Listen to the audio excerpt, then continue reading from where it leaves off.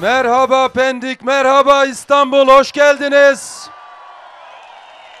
Nasılsınız, iyi misiniz?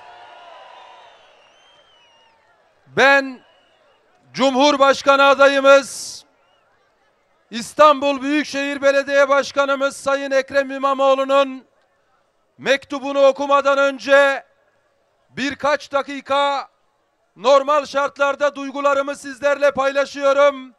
Ondan sonra başkanımızın mektubunu okuyorum. Ama bugün bu meydanları dolduranlara 19 Mart'tan beri Maltepe'den Saraçhane'ye, İstanbul'un dört bir yanından Anadolu'nun dört bir yanına kadar bu adalet ve demokrasi meydanlarını dolduranlara teşekkür etmek istiyorum.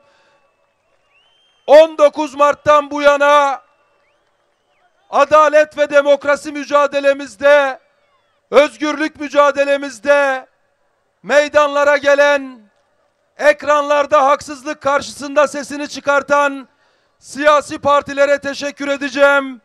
Türkiye İşçi Partisi'ne, Demokrat Parti'ye, Sol Parti'ye, İYİ Parti'ye, Memleket Partisi'ne, DEM Parti'ye, Saadet Partisi'ne, Gelecek Partisi'ne, Zafer Partisi'ne, Deva Partisi'ne, HKP'ye, TKP'ye, Emek Partisi'ne, Yeniden Refah Partisi'ne, Bağımsız Türkiye Partisi'ne yürekten teşekkür ediyorum.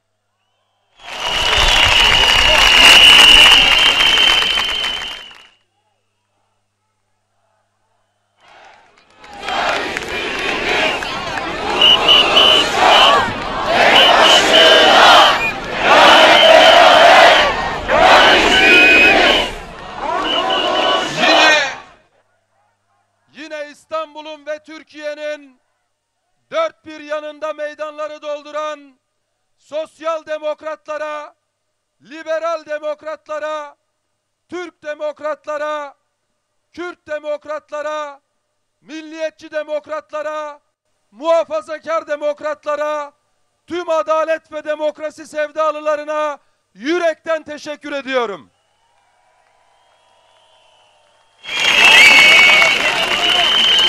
Ve bugün yine aramızdalar. 19 Mart darbe girişiminden bu yana meydanlarda büyük bir direniş sergileyen sendikalara, meslek örgütlerine, sivil toplum kuruluşlarına, demokratik kitle örgütlerine, muhtarlara, korku duvarlarını yıka yıka gelen öğrencilere, gençlere,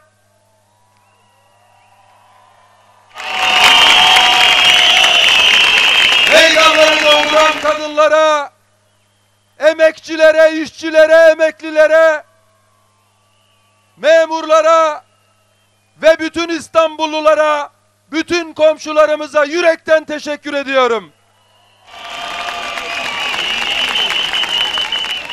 Ve tabii benim kıymetli yol arkadaşlarım, ilçe başkanlarımızın, belediye başkanlarımızın, partimizin üst yönetiminin şahsında büyük ailem Cumhuriyet Halk Partisi'nin üyelerine yürekten teşekkür ediyorum.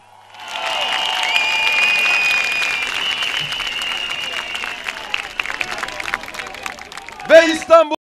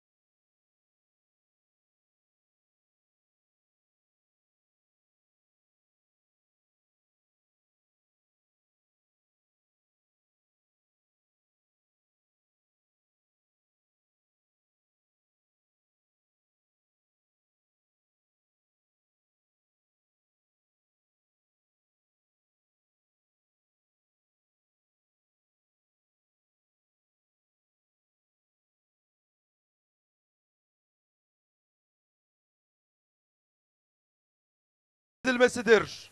İnanıyoruz ki bu süreç Türkiye'nin gerçekten demokratik bir ülke olmasına vesile olursa başarıya ulaşacak. Milletimize umut ve güven verecektir.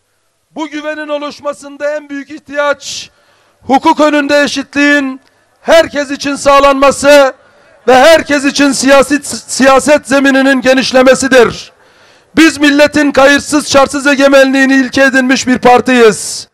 Milli egemenlik öyle bir ışıktır ki onun karşısında zincirler erir, taçlar, tahtlar yanar, yok olur diyen Mustafa Kemal Atatürk'ün izinden gidenleriz. Milletin iradesi öyle bir büyük ışıktır ki ülkemizi aydınlatır, geleceğimizi aydınlatır. Millet büyüktür. Her şey çok güzel olacak. Her şey her şey her şey Ekrem İmamoğlu, Silivri Zindanı. Hepinizi saygıyla, sevgiyle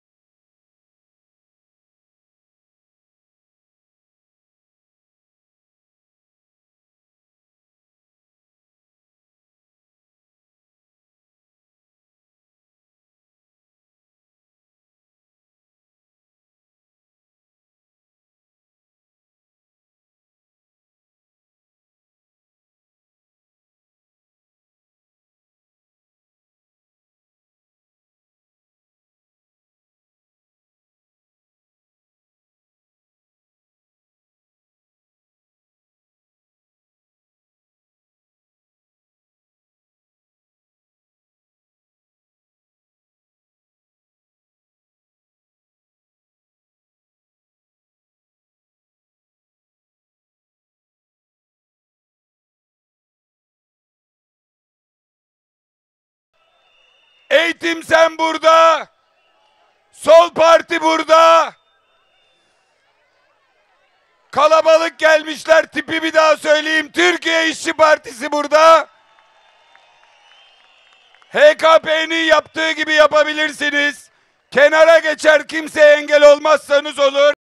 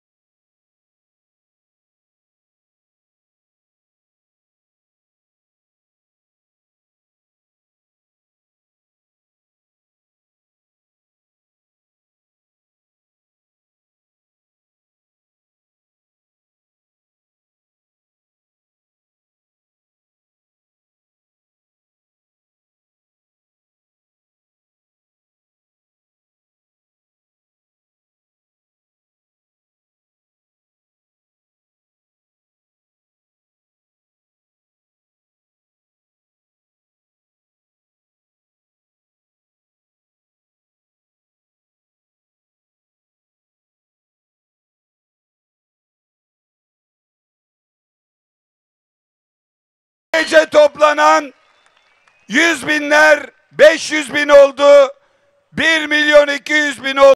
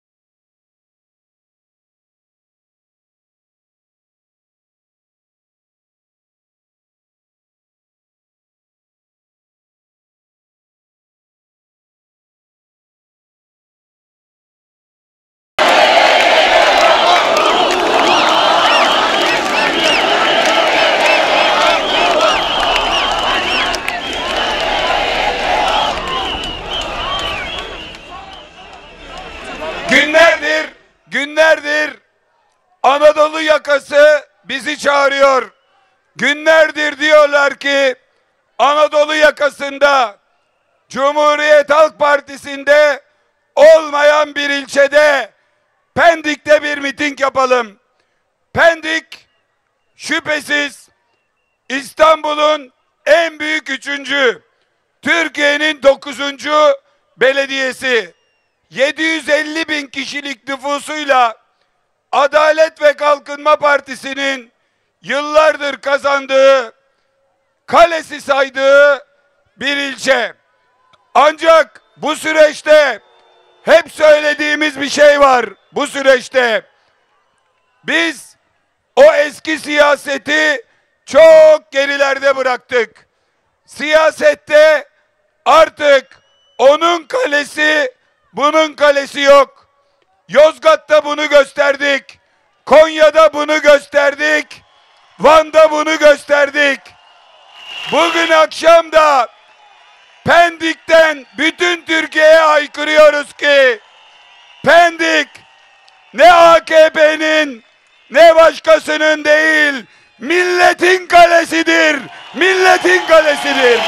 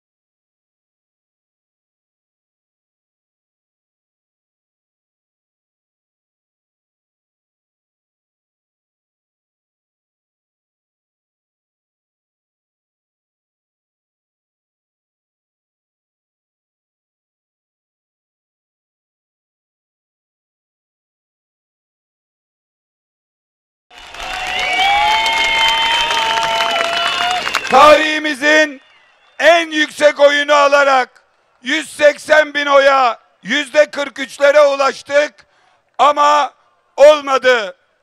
Ama bütün Pendikliler, Pendik'in AK Partili, MHP'li ve diğer partilerden çok değerli seçmenleri bilsin ki biz birileri gibi alamadığımız ilçeye küsen, oy vermeyen seçmeni cezalandıran bir anlayıştan değil, kusuru kendinde arayan ve gelecek için bugün neyi eksik yaptıysa onu telafiye çalışan bir anlayıştan geliyoruz. Biz kaybettiği seçimi ülkenin demokrasisinin kazancı sayan İsmet Paşa'nın geleneğinden geliyoruz. Biz 47 yıl boyunca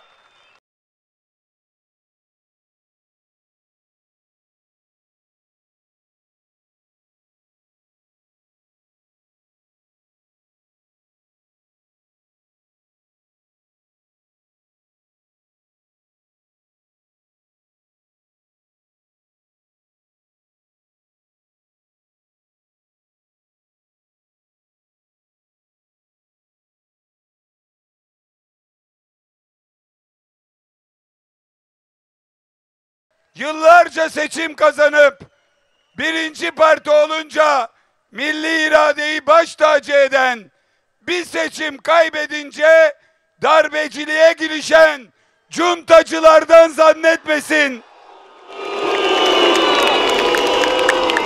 Cumhuriyet Halk Partisi sadece kendi seçmeninin değil, bugün sandıkla gelip sandıkla gitmek istemeyen, sandığı milletin önünden kaçırmaya çalışanlara karşı Türkiye'nin bütün demokratlarıyla omuz omuza vermiş bir partidir.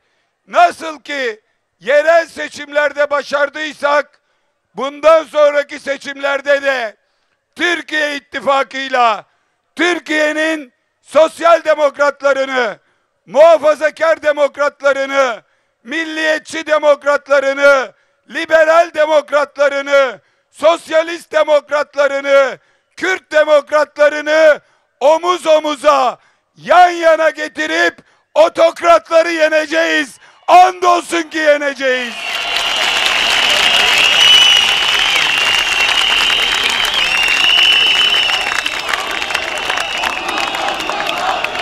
Faşizme karşı omuz omuza.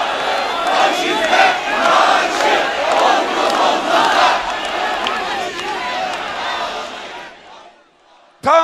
Tam 62 gün oldu Ekrem Başkan'a, yani dünyanın Türkiye'de en çok tanıdığı, kiminin Türkiye'nin adını bilmeyip adını bildiği güzel İstanbul'un seçilmiş emin, şehremin insanına, şehrin emin insanına, İstanbul'un muhafızına, birinci seçimi kazandığında oyun bozanlık yapıp mazbatasını iptal ettiklerinde 806 bin farkla gelene 5 yıl hizmet edip karşısına başbakanlar, meclis başkanları ya da şehircilik bakanları çıkarıp bileğini bükemediklerine karşı üst üste 3 kez sandıktan çıkan Ekrem Başkan'a darbe yapılalı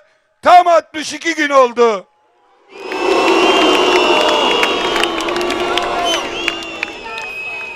Erdoğan, Ekrem İmamoğlu'ndan yarışmaktan korktuğu için, onu yenemeyeceğini anladığı için onu hapse atmıştır. Ergenekon ve balyoz kumpasları gibi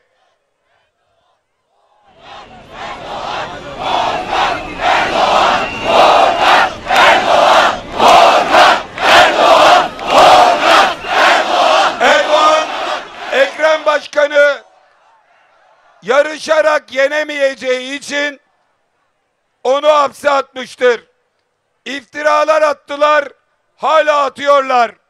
Yalanlar söylediler, hala söylüyorlar.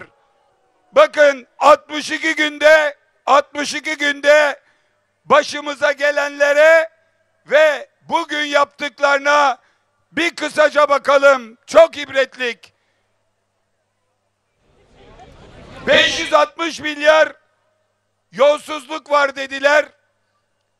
Oysa 6 yıldır İstanbul'u yönetiyoruz.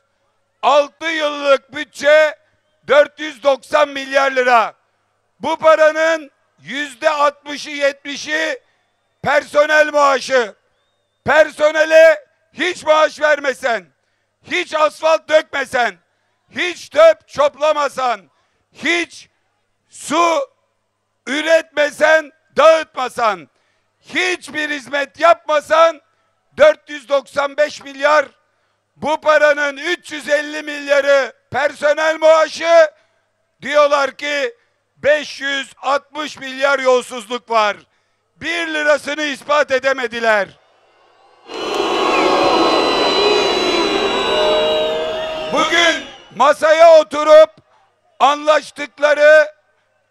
Bugün masaya oturup anlaştıkları terör örgütüyle Ekrem Başkanı o örgüte yardım etmekle suçladılar ama ispatlayamadılar.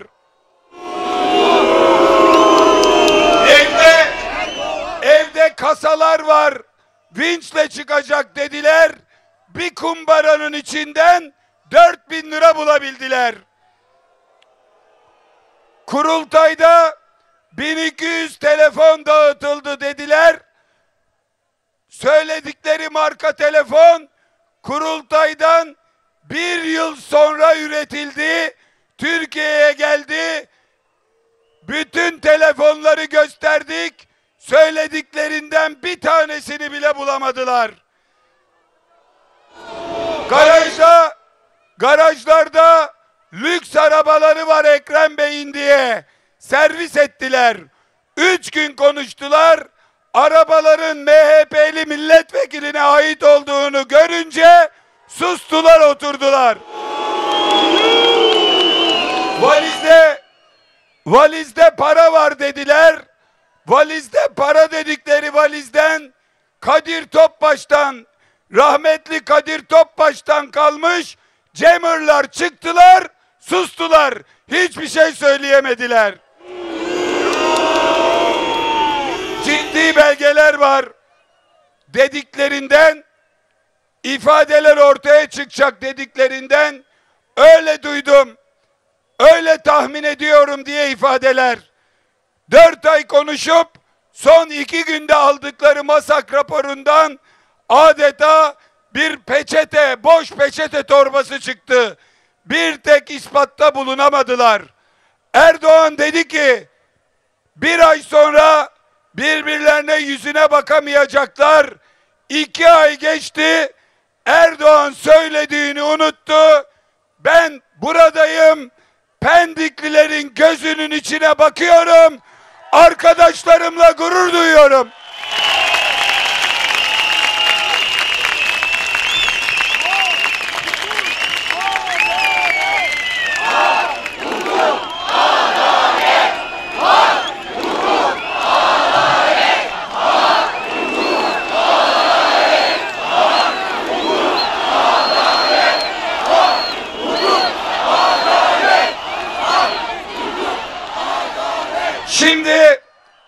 Bunca yalandan sonra şimdi bakın 560 milyar yalan, lüks araba yalan, cep telefonu yalan, para kasası yalan, bavullarda para taşımak, MASAK raporu şimdi çıkmış.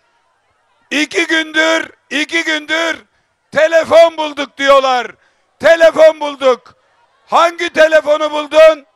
Diyorlar ki bir eve gidildi. O evde bir telefon bulundu. Bu Ekrem İmamoğlu'nun gizli telefonuydu.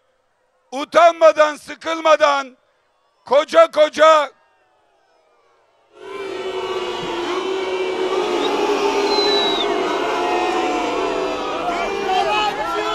arkadaşlar bak, bu yuvalama işi iyi bir iş değil. Ben kimseyi yuvalatmam. Bir kişiyi yuvalatıyordum. Şimdi bir kişiyi hayatımda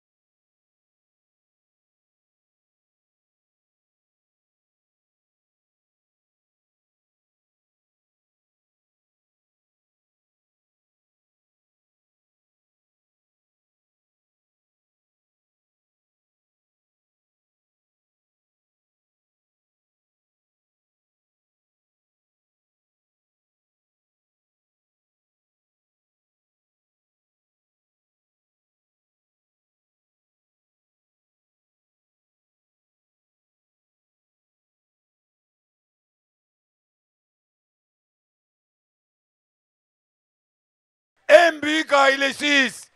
Her camide varız. Her vaazı dinleriz. Terbiyesizlik yaparsan gelir orada ağzını yırtarız. Elhamdülillah bu partinin her camide, her cemaatte bu partiye gönül vermiş üyesi de var. Bu partinin üyeleri Kocaeli'nde de var. Nerede olursan orada var. Ya orada haddini bileceksin, yoksa senin peşini bırakmayacağız.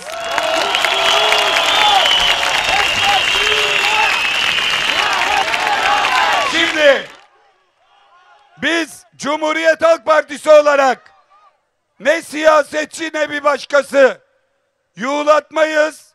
Bu yuğlama işini bir kenarıya bırakıyoruz.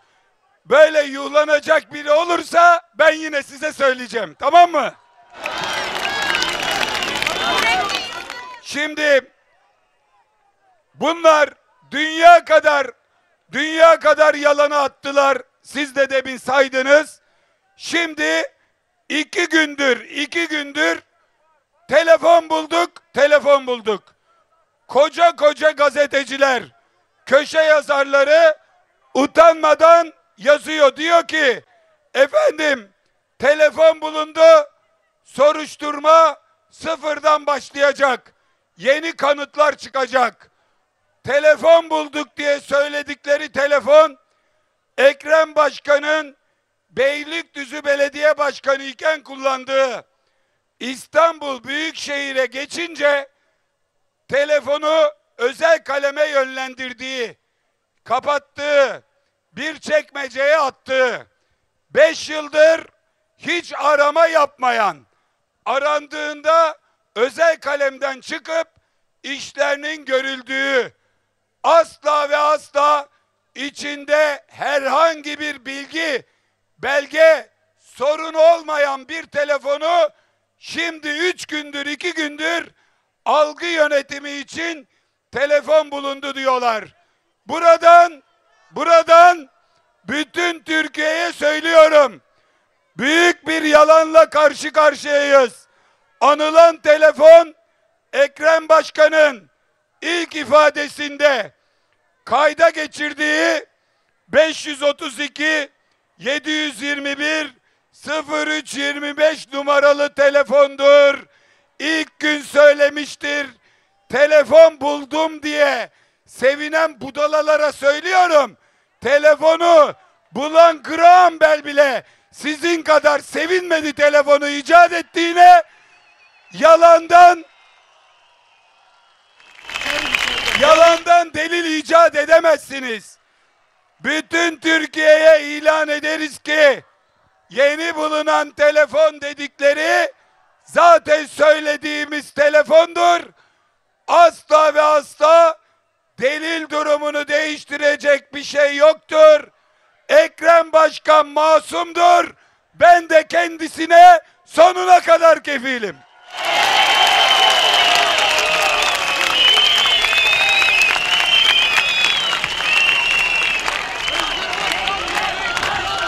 Şimdi buradan, bu coşkulu meydandan Erdoğan'a bir çağrıda bulunuyorum. Yalanlarla kurduğunuz bu kumpas duvara toslamıştır. İddianameye yazılan iftiralar çürümüştür, tükenmiştir. Millet bu kumpasa razı gelmemiştir, ikna olmamıştır. Bir hata yaptınız, yol yakınken dönünüz. Eğer bu yanlıştan dönersen sadece yanlıştan dönmüş olursun, özür dilersin. Bu yanlıştan dönmezsen tarihe darbeci olarak geçiyorsun, junta başı olarak kalacaksın.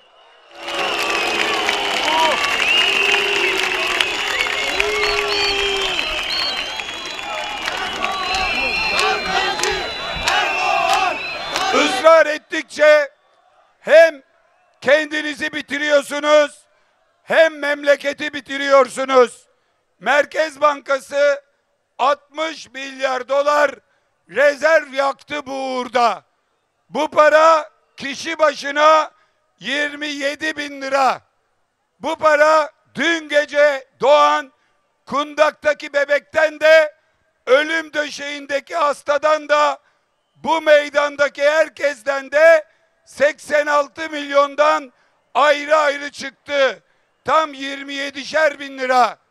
Emeklilere 14 bin değil 30 bin lira maaş vermek. Bunu 10 yıl boyunca yapmak mümkün bu parayla.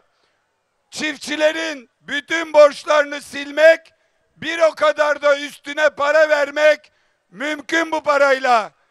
Kredi yurtlardan kredi kullanan öğrencilere 3 bin lira değil 30 bin lira vermek, bunu 10 yıl sürdürmek mümkün bu parayla. Emekliye, işçiye, çiftçiye, memura bulunamayan parayı Ekrem Başkan'ı hapiste tutmak için harcayanlara şunu söylüyoruz: korkunun ecele faydası yok. Siz gideceksiniz. Türkiye'nin yeni Cumhurbaşkanı Ekrem İmamoğlu olacak.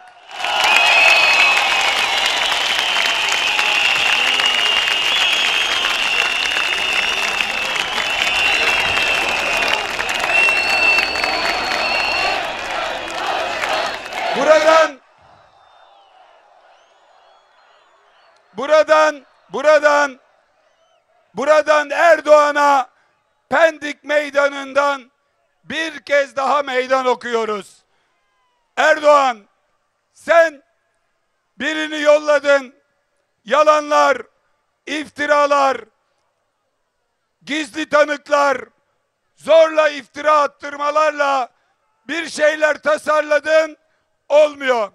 Sen ona güveniyorsun, biz arkadaşlarımıza güveniyoruz. Eğer cesaretiniz varsa bir an önce iddianameyi düzenleyin. Arkadaşlarımızın yargılanmalarını TRT'den canlı yayınlayın. Bu millet iftirayı da görsün, cevabını da duysun.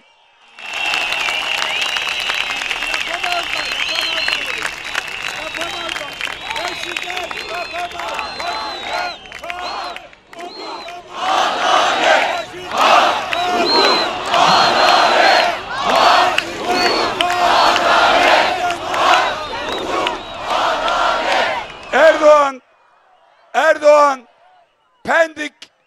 Pendik 25 yıldır kazandığın Pendik, hak, hukuk, adalet diye inliyor ve sana sesleniyor. Diyor ki gel, cesaretin varsa TRT'ye gel, canlı yayında ver, onu duyalım.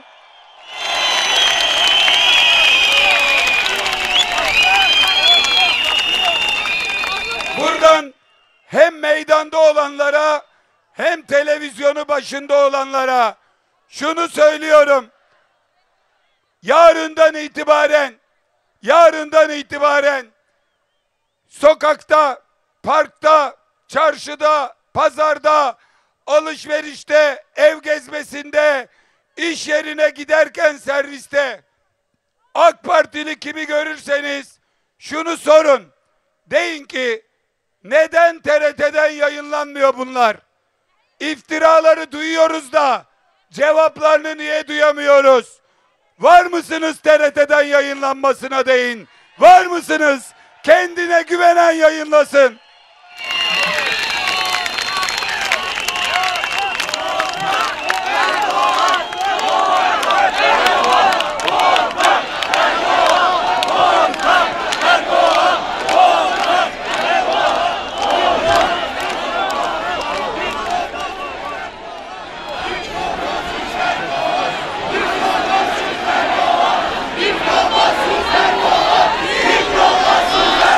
Değerli arkadaşlar, buradan müsaadenizle Pendik Meydanı'ndan başta Pendikli AKP'li gençlere, İstanbul'daki AKP'li gençlere, Türkiye'deki AKP'li gençlere seslenmek ve onlara bir çağrıda bulunmak istiyorum.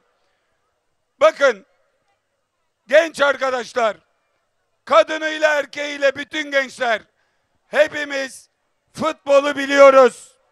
Biliyorsunuz ki hayat fena halde futbola benzer. Siyaset daha da benzer. Şunu görün ki bir futbol müsabakası gibi kabul edelim siyaseti. Yıllardır Tayyip Bey'le müsabaka yapıyoruz. 23 yıl boyunca Tayyip Bey kazandı. Ama 31 Mart seçimlerinde, son seçimde biz kazandık. AK Parti 23 yıl sonra ikinci parti oldu. Cumhuriyet Halk Partisi de 23 yıl sonra birinci parti oldu. Şimdi Tayyip Bey o maç yaptığımız top kendi kalesine girince kızdı. Topu aldı, sizin eve geliyor AK Parti'ye. Kimseyi oynatmam diyor. Madem ki kazanmıyorum, artık maç yok diyor. Ben bu topu keseceğim. Bundan sonra maç yapmayacağız diyor. Pendikli AKP'li genç kardeşim, AKP gençlik kolları, Türkiye'deki AK Partili gençler, Tayyip Bey'e deyin ki, dede deyin, baba deyin, reis deyin. Ya kazanınca iyi de kaybedince biz niye kaçıyoruz deyin. Niye topu kesiyorsun deyin. Ver o topu. Sen otur evde. Biz gidip oynayacağız deyin. Bakın AK Partili arkadaşlar, belki bir maç kaybedersiniz, 2 maç kaybedersiniz. Ama onurunuzu, gururunuzu, haysiyetinizi kaybetmezsiniz. Yenmek de var, yenilmek de var. Kazanınca oynayıp kaybedince topu kesmek kimseye yakışmaz. Tayyip Bey kaybetmeyi de öğrenmeli. Eğer AK Partili gençler topu alıp gelirlerse AK Parti bir partiye, AK Parti demokratik bir partiye dönüşür. Belki ilk seçimi kaybeder ama gelecekte hepinizin siyaset olanağı olur, iktidar ihtimali olur. O top kesilirse, demokrasi biterse geriye hiçbir şey kalmaz. Sadece bir tek adam ve onun yarattığı felaket kalır. Siz de o ayıbın ortağı olursunuz. Kendinize bunu yapmayın. Ailenize bu utancı yaşatmayın. Gelin sahaya. Gelin sahaya. Korkup da kaçanlar tarihe geçemez. Tarihe kazananlar da geçer, kaybedenler de geçer. Ama korkakların tarihte yeri yoktur.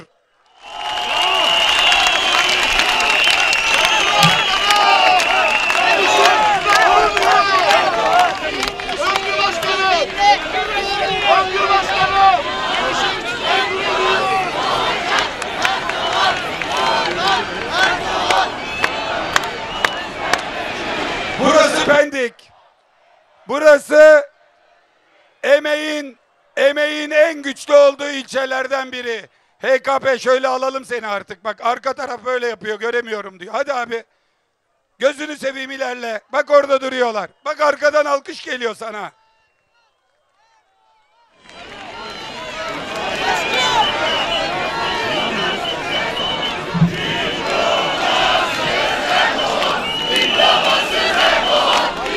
Arkadaşlar, iyice kenara, iyice bak. Arka taraf bu sefer orası görmüyor.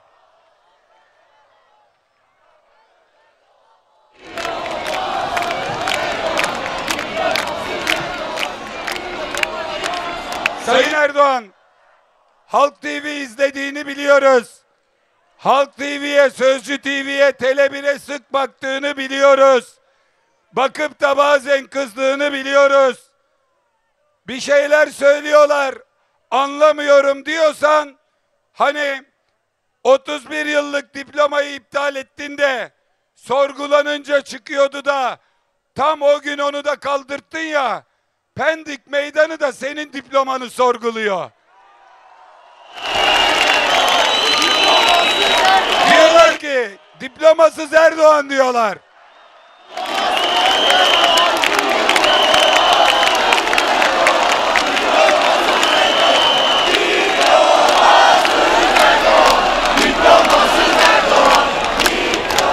Erdoğan, diploma sorgulatacaksan öyle yandaş bir tane öğretim görevlisini yalandan yaptığı bir yüksek lisansla oraya buraya koyup da talimat vererek diploma sorgulatılmaz.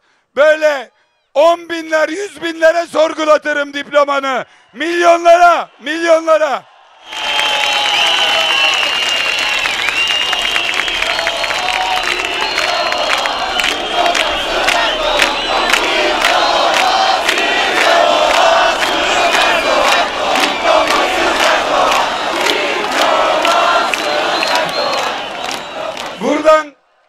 Buradan bir güvence verip sonra emekçi kardeşlerimin işine geçtim. AK Partili, MHP'li gençler diyormuş ki ya bizimkiler zoru görünce adamın diplomayı iptal ettiler. Yarın bu CHP gelince, bu Ekrem İmamoğlu gelince o da bizim diplomaları iptal ederse ne olacak? Buradan açık söylüyoruz. Ekrem İmamoğlu Erdoğan gibi cumhurbaşkanlığı yapmayacak. Gazi Mustafa Kemal Atatürk gibi cumhurbaşkanlığı yapacak.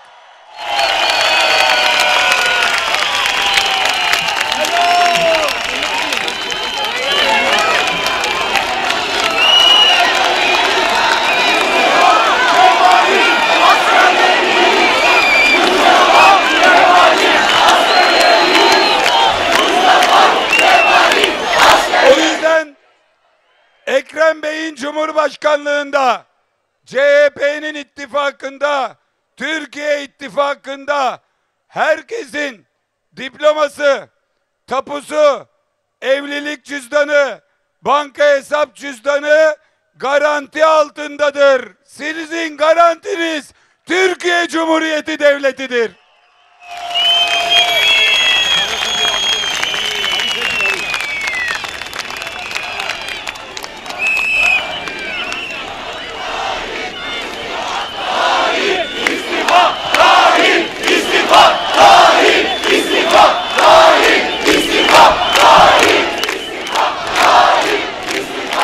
Değerli Pendikliler, Pendik ve civarındaki yerleşim birimleri Türkiye'de emekçilerin en yoğun olduğu bölgelerden bir tanesi. Bugün buradan, bu akşam hep birlikte yeni bir başlangıç yapacağız.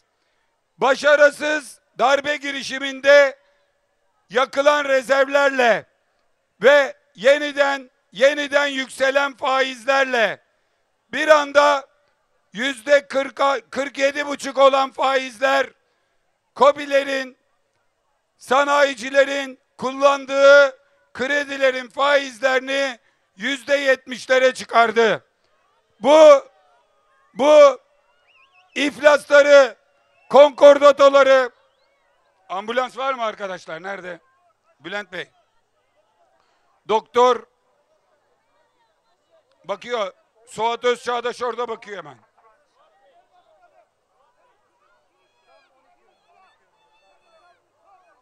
Ney? Doktor şuraya gelsin arkadaşlar. Tam anlayamadım.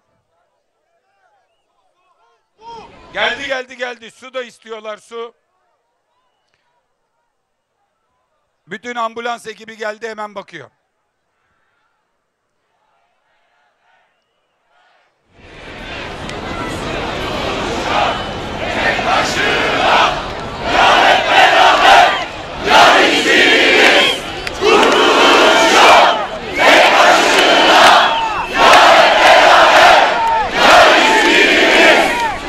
Şimdi iyi arkadaşımız doktor ulaştı. TÜİK'e göre 4 aylık enflasyon %13. Yılbaşında 22 bin lira olan asgari ücret şu anda alım gücü olarak o günün 19 bin lirasına indi. Yani 3 bin lira eridi. Hesap ENAK'a göre 4.400 lira eridi. Geçen seçimlerden önce enflasyonist ortamda asgari ücrete gerekirse 4 kez zam yaparız diyorlardı. Şu anda 4 ayda verilen zamdan fazlası gitti. Yarından itibaren hem bütün işçi sendikalarını, konfederasyonları ziyaret takvimimize alarak hem işçi örgütleriyle hem işveren örgütleriyle hem de işçilerle birlikte asgari ücrete Temmuz ayında hakikatli bir zam yapılması için, bir ara zam için çalışmaları başlatmaya karar verdik. Asgari ücrete sendikaların önerilerini alarak gerekli araştırmaları, gerekli çalışmaları yaparak, işçilerle, işverenlerle görüşerek, küçük işletmeler, KOBİ'ler için bu yükün onların sırtına gelmesini engelleyecek çözüm önerilerini yine getirerek asgari ücrete Temmuz ayında zam alacağız.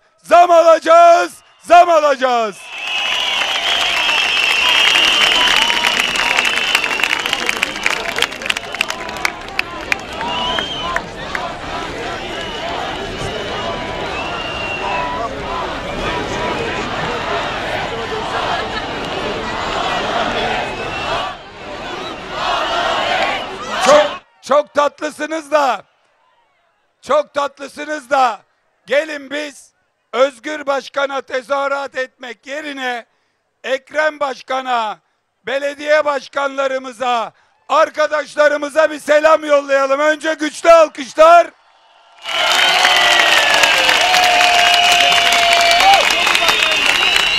Ne bekliyor bizim aslanlar? Yiğidim aslanım, yapalım mı? Hadi bakalım, ışıkları görelim.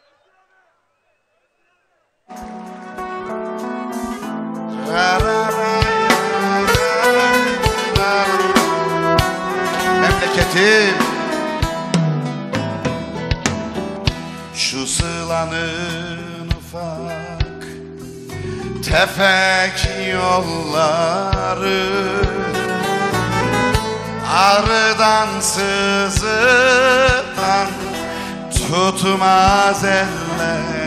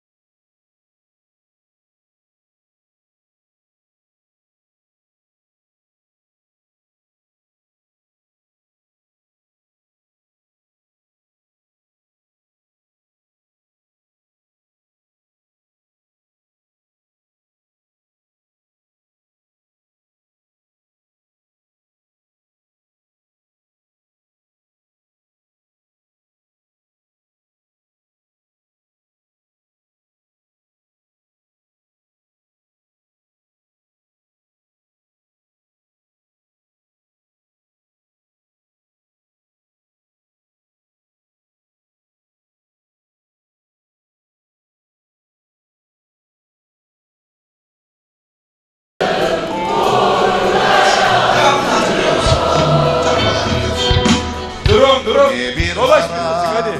yedi, ne cana kıydı,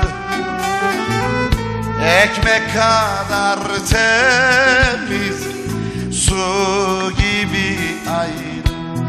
Bir daha.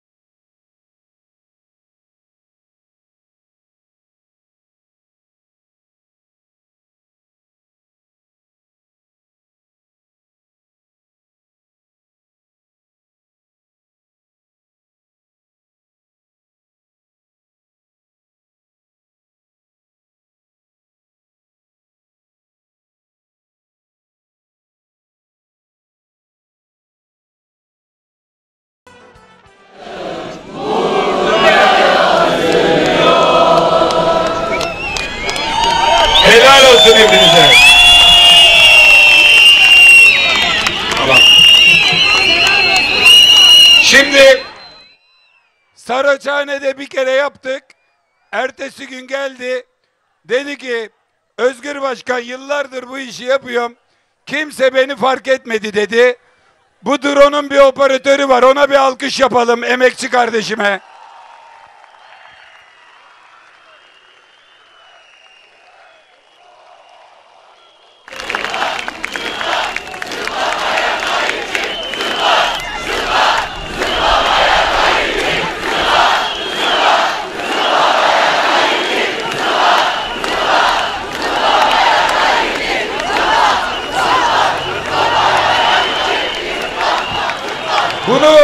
Bunu yaptılar diye gözaltına alınan, tutuklanan gençlerimiz oldu. Saraçhane'de binlerce gözaltı, 301 tutuklama olmuştu. Halen daha 36 genç arkadaşımız tutuklu bulunuyor. Bugün Boğaziçi tutuklularının tutukluluğuna karar verecek hakim gitmiş bir hafta yıllık izne ayrılmış. Çocuklara diyorlar ki gençlere bir hafta ya bekle diyorlar. Adeta muhalif gençlere, itiraz eden gençlere, üniversite gençliğine düşman hukuku uyguluyorlar.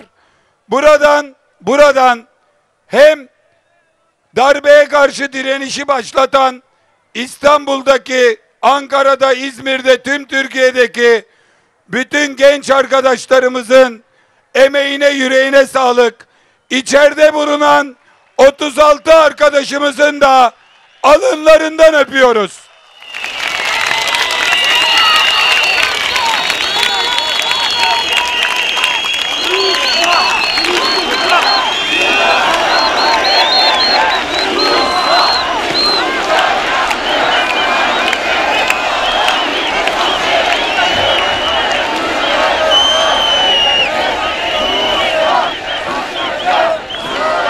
Biliyorsunuz şimdi arkadaşlar sonucu yazdılar. Biliyorsunuz hem Ataşehir'de hem Kartal'da birer belediye başkan yardımcısı, 8 belediyemizde de birer belediye meclis üyemizi toplayıp belediyelere akıllarınca korku salmak, belediye başkanlarımızı tedirgin etmek ve o belediye meclis üyeleri üzerinden onlarla birlikte partimize oy veren Kürt seçmenleri cezalandırmak isteyen bir anlayış var. Buna bu DEM Parti kent uzlaşısı diyor. Onlar diyor ki seçimi kazanırsak kazanırız. Kazanamayacağımız yerlerde adaya bakarız. Eğer kente karşı suç işlemeyecek, oy verebileceğimiz demokrat adaylarsa biz de destekleriz. Bunun bizim partimizdeki ismi daha geniş. Biz buna Pendik İttifakı, İstanbul İttifakı, Türkiye İttifakı diyoruz. Ama DEM'den ama diğer partilerden kanaat önderi, oy getirebilecek, hatta geçmişte başka partide siyaset yaptılarsa da eğer demokratsa, bu ülkenin bütünlüğüyle bir sorunu yoksa, vatanına, milletine bağlıysa bu ittifakın içine alıyoruz.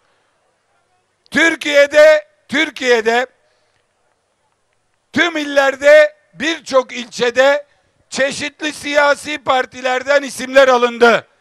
İstanbul'da da ilçelerde birer ikişer DEM'de geçmişte siyaset yapmış ya da Kürtlerin kanaat önderlerinden oy verecekleri isimler listelerde yer aldı.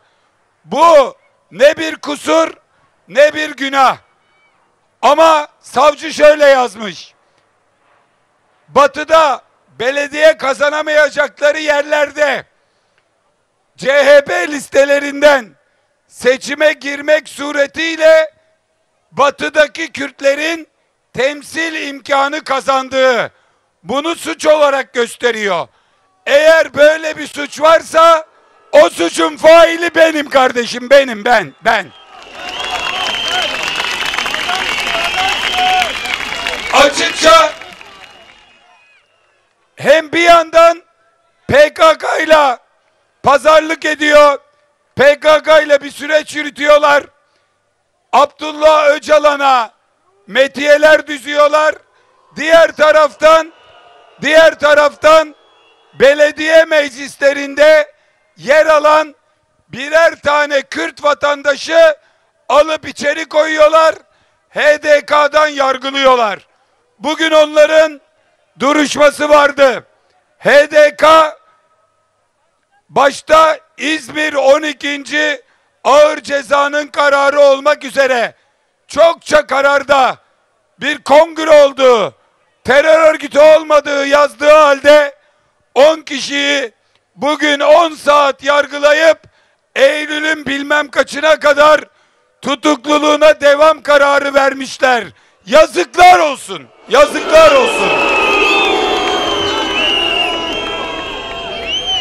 Bir tarafta Devlet Bey'in konuştuğu umut hakkı, diğer tarafta Türkiye demokrasisinin en sağlıklı işbirliklerinden bir tanesine böyle yaptıkları haksızlıklarla Türkiye'nin barışına vurulmuş büyük bir darbedir. Bu meselede ne bir belediye başkanı ne bir belediye meclis üyesi mesul değildir. Türkiye'nin birlik ve beraberliği için atılmış bu adımı kriminalleştirenler Türkiye'nin en büyük düşmanlarıdır.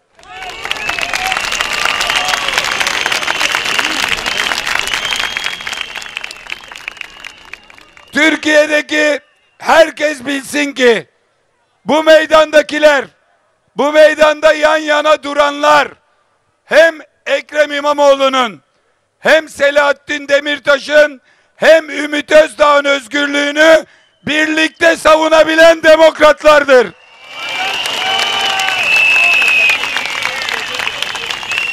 Bu meydandaki bu alkış Türkiye'nin umududur. Türkiye'nin umudu sizlersiniz.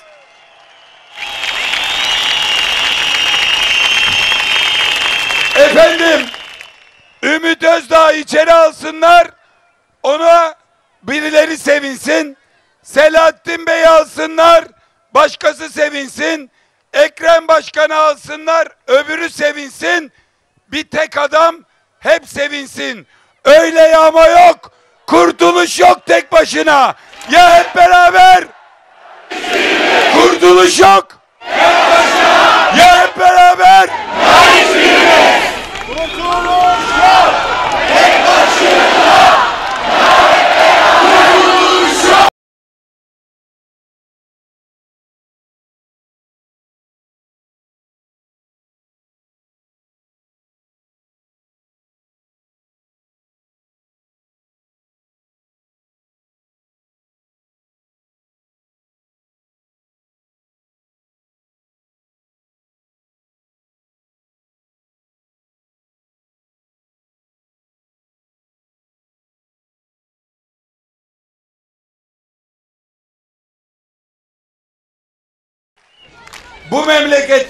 Bu memlekette bir kendini değil herkesi düşünenler var. Evelallah bu akşam Pendik Meydanı'nda onlarla beraberim. Hepiniz hoş geldiniz. Bir de kimseyi düşünmeyip bir tek kendini düşünen biri var. Şimdi devletin parasını ajanslara verip kendine kampanya yaptırıyor. Oylar düşmüş ya, oradan kendini yükseltmek için kampanya yaptırıyor, küresel lider diye. Buradan Erdoğan'a söylüyorum, evinde demokrat olmayan küresel lider olamaz.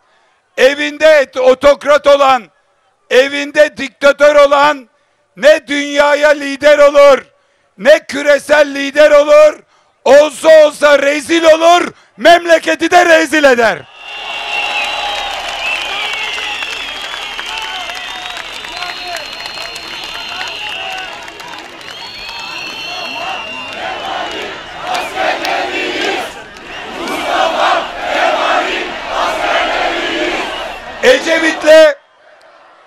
Ecevit'le Yasser Arafat'tan beri CHP'nin sahip çıktığı Filistin davasına, Deniz Gezmiş ve arkadaşlarının gidip omuz verdiği Filistin'in haklı kurtuluş mücadelesine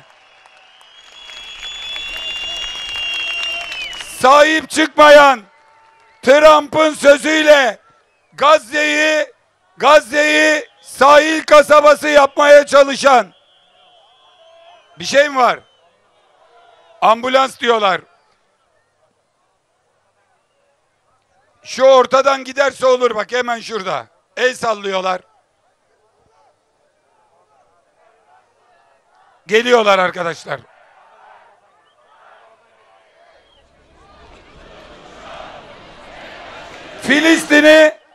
Filistin'i Gazze'yi Trump istiyor diye Gazze'yi sahil kasabası gibi görüp Filistinlileri Gazze'den uzaklaştırılmasına susandan, Kıbrıs'ı Türkiye Cumhuriyetler tanıyacak diye beklerken Kuzey Kıbrıs'ı Türkiye Cumhuriyetlerin Güney Kıbrıs'ı tanımasına susandan, Ege'deki adalardaki işgallere susandan, Türkiye'nin hakkını menfaatini Trump'ın iki dudağının arasına bırakandan küresel lider olmaz. Böylesine birisinin kendi hesapları için memleketin çıkarlarını feda etmesine AK Partililer susuyor mu bilmem ama bu meydan susmaz, susmadı, susmayacak.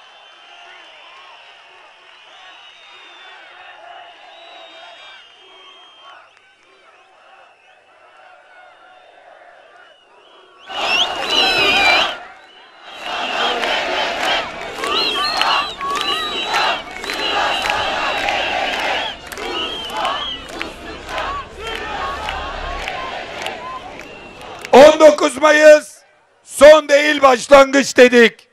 19 Mayıs'tan sonra çağırdınız. İlk olarak koştuk, Pendik'e geldik. Muhteşem bir coşku, muhteşem bir ev sahipliğiyle karşılandık.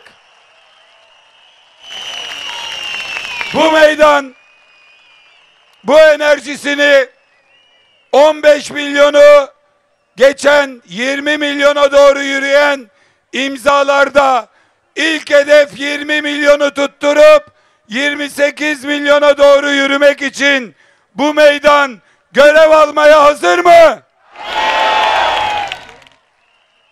İlçeden, standlardan boş imza föylerini alıp kapı kapı gezmeye, imza vermeyenleri ikna etmeye, gidilemeyen yerlere gitmeye, imzaları tamamlamaya hazır mıyız? Evet.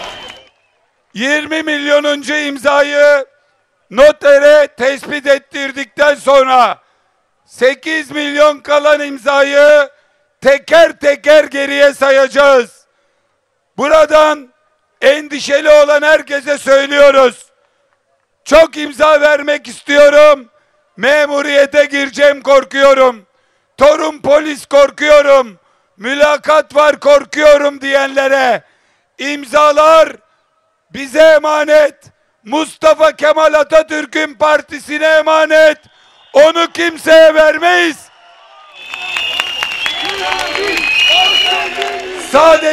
Sadece notere tespit için göstereceğiz. O imzalar herkesin onuru olarak Cumhuriyet Halk Partisi'nde saklanacak. Şimdi buradan hep birlikte Silivri'ye doğru sesimizi duyuracak kadar gür bir sesle seslenelim. Ey Erdoğan!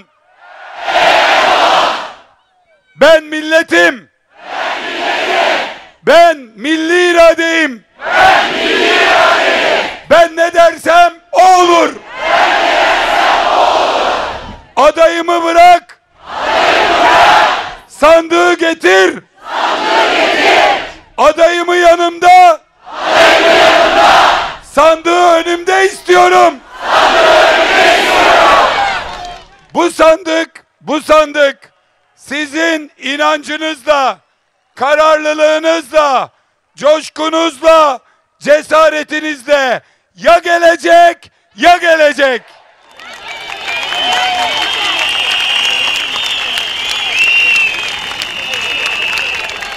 Ne kadar hazırız bilmiyorum. Hazır mıyız? İzmir'de en son kapatırken yürüyelim arkadaşlar demiştik. Var mı burada? Var mı? O zaman Pendik, bugün çağırdınız, geldik. Çağırdığınıza değdi, geldiğimize değdi. Muhteşem bir ses, büyük bir inanç, büyük bir kararlılık gösterdiniz. Bundan sonra durmak yok. Hep beraber Türkiye'yi bir kez daha kurtaracağız. Bir kez daha demokrasiyi kuracağız. Var mıyız? Hazır mıyız? O zaman yürüyelim arkadaşlar.